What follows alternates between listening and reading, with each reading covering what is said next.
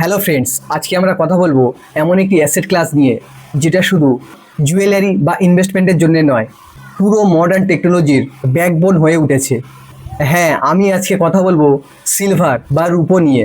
অনেকেই ভাবেন গোল্ডই একমাত্র প্রিসিয়াস মেটাল, কিন্তু মডার্ন ইন্ডাস্ট্রিতে সিলভার যেভাবে ইউজ হচ্ছে, এই কারণে সিলভারের ডিমান্ড আজ রেকর্ড লেভেলে পৌঁছেছে। ধরুন 2025 সালে জানুয়ারিতে আপনি 1 কেজি রূপো কিনলেন 85,000 টাকা দিয়ে। ডিসেম্বরে তার দাম হয়ে গেল 2,55,000 টাকা, অর্থাৎ 12 মাসে আপনার রিটার্ন প্রায় 3 গুণ হয়ে গেল। এটা কোনো গল্প কথা নয়, এটা বাস্তব। তো আজকে ভিডিওতে আমি আপনাকে বলবো কেন রূপোতে ইনভেস্ট করবেন, কিভাবে করবেন, কতটা লাভ হতে পারে, একেবারে ডেটা ও সোর্স দিয়ে। তো চলুন শুরু করা যাক। চলুন ডেটার দিকে নজর দেওয়া যাক। 2020 সালের রূপার ডিমান্ড ছিল 896 মিলিয়ন আউন্স এবং সাপ্লাই ছিল 917 মিলিয়ন আউন্স। ফলে বাজারে 20 মিলিয়ন আউন্সের সারপ্লাস ছিল। কিন্তু এরপর পরিস্থিতি বদলাতে শুরু করে। 2021 সালে ডিমান্ড বেড়ে হয় 1112 মিলিয়ন আউন্স আর সাপ্লাই ছিল মাত্র 1050 মিলিয়ন আউন্স। ফলে তৈরি হয় 62 মিলিয়ন আউন্সের ঘাটতি। 2022 সালে ঘাটতি আরও বাড়ে। 2023 সালে চাহিদা পৌঁছে যায় 1192 মিলিয়ন আউন্সে, কিন্তু সাপ্লাই ছিল মাত্র 991 মিলিয়ন আউন্স। ফলে বিশাল 200 মিলিয়ন আউন্সের ঘাটতি তৈরি হয়। 2024 সালেও চাহিদা 1160 মিলিয়ন আউন্স আর সরবরাহ মাত্র 1010 মিলিয়ন আউন্স। ফলে আরও প্রায় 149 মিলিয়ন আউন্সের ঘাটতি দেখা যায়। অর্থাৎ টানা 5 বছর ধরে রূপোর বাজারে সাপ্লাই ডিমান্ডের সঙ্গে তাল মিলিয়ে চলতে পারছে না। বর্তমানে গ্লোবাল সিলভার ডিমান্ডের ব্রেকডাউন প্রায় এই রকমই হয়। Industrial demand 60%, jewellery and silver 20%, investment demand 15%, others 5%।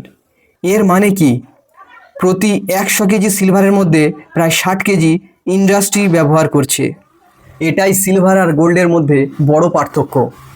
গোল্ডের ডিমান্ড আসে জুয়েলারি বা ইনভেস্টমেন্ট থেকে, কিন্তু সিলভারের ডিমান্ড আসছে সরাসরি ইন্ডাস্ট্রিয়াল ডিমান্ড থেকে।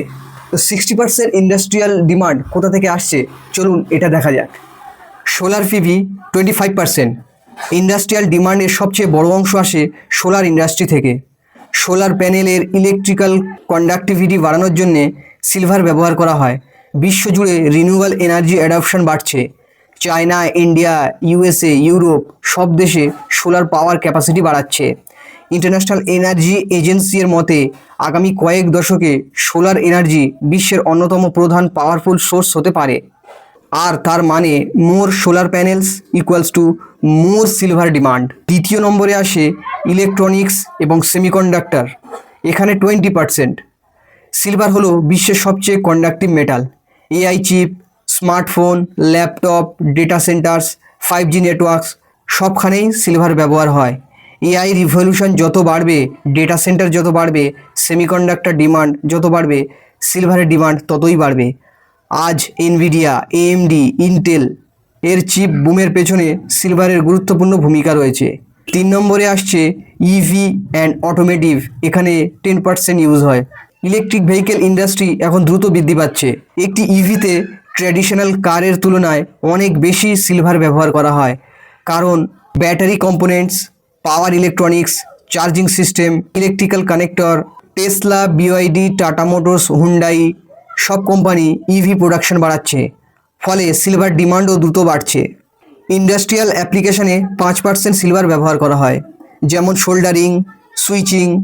এগুলো ছাড়া আধুনিক ম্যানুফ্যাকচারিং ইন্ডাস্ট্রি কল্পনা করা কঠিন।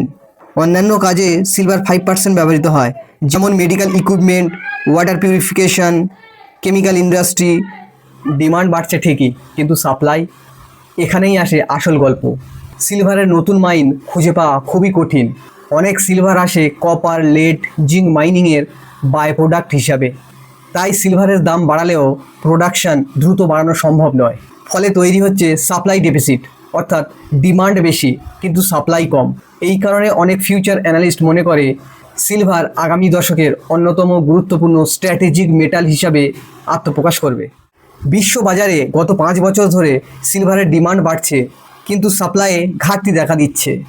আর ইতিহাস বলে যখন কোনো পণ্যের ডিমান্ড বাড়ে কিন্তু সাপ্লাই কমে যায় তখন তার প্রাইস দীর্ঘমেয়াদে বৃদ্ধি পায়। এই সেই মানুষ যিনি রিচ ড্যাড পুয়ার ড্যাড লিখেছেন।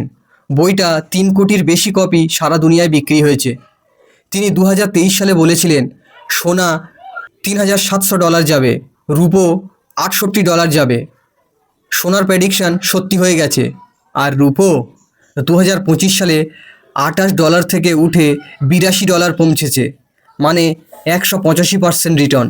কিওসাকি এর মূল কথা কি জানেন?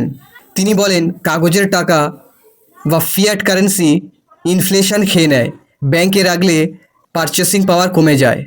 কিন্তু সোনার রূপো হলো রিয়েল মানি, এটা কখনো শূন্য হয় না, ইনফ্লেশন বাড়লে এর দামও বাড়ে। তার সর্বশেষ প্রেডিকশন হলো 2026 সালের শেষে রুপো $200 পৌঁছতে পারে। এখন MCX-এ রুপোর দাম প্রায় 2,48,000 টাকা পার কেজি, আর অল টাইম হাই ছিল 4,10,000 টাকা পার কেজি, মানে এখনও অনেক নিচে আছে। এখন ভারতীয় বিনিয়োগকারীদের জন্য একটা বড় সুবিধার কথা বলি। মতিলাল ওসওয়াল ফিনান্সিয়াল সার্ভিস একটি রিপোর্ট প্রকাশ করেছে, সিলভার 2030 দ্য আনপ্রেসিডেন্টেড রাইজ, যেখানে বলা হয়েছে যখন আন্তর্জাতিক বাজারে রুপোর ডলার প্রাইস বাড়ে আর একই সময়ে ভারতীয় টাকার মান কমে, অর্থাৎ রুপি ডেপ্রিসিয়েশন হয়, তখন ইন্ডিয়ান ইনভেস্টরদের জন্যে রিটার্ন দ্বিগুণ লেভারেজ হয়। যারা 2024-এর শেষে রুপো কিনেছিলেন তাদের 2025-এ 175% রিটার্ন মিলেছে, আর এখন অল টাইম হাই থেকে এখনও 37% নিচে, মানে এখন ডিসকাউন্টে আছে। কিন্তু একটা কথা মনে রাখবেন, রুপো হাইলি ভোলাটাইল। 2025 সালে দেখা গেছে একদিনেই দাম 8% পড়ে গেছে। তাই সব টাকা এক জায়গায় লাগাবেন না। শর্ট টার্ম প্রফিটের জন্যে রুপোতে ইনভেস্ট করবেন না, লং টার্ম ভিউ রাখুন, 3 থেকে 5 বছরের দৃষ্টিভঙ্গিতে বিনিয়োগ করুন। তাহলে বন্ধুরা একটু ভেবে দেখুন 2025 সালে যারা সিলভারে ইনভেস্ট করেছিল তাদের আজ প্রফিট কেমন, আর যারা ওই সময় ভেবেছিল যে পরে ইনভেস্ট করব, এখন তারা আফসোস করছে।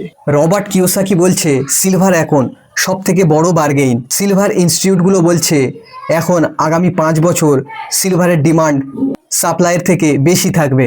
মতিলাল ওসওয়াল বলছে দাম আরও বাড়বে। কিন্তু এখন সিদ্ধান্তটা আপনাকেই নিতে হবে, আপনি সিলভারে ইনভেস্ট করবেন কি না।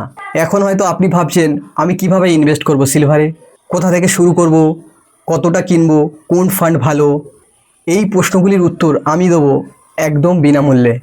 আমি আরিফ, একজন সেবি অনুমোদিত মিউচুয়াল ফান্ড ডিস্ট্রিবিউটার। আমার ARN রেজিস্ট্রেশনও আছে। সিলভারে ইনভেস্ট করতে চাইলে আপনি আমার সঙ্গে যোগাযোগ করতে পারেন।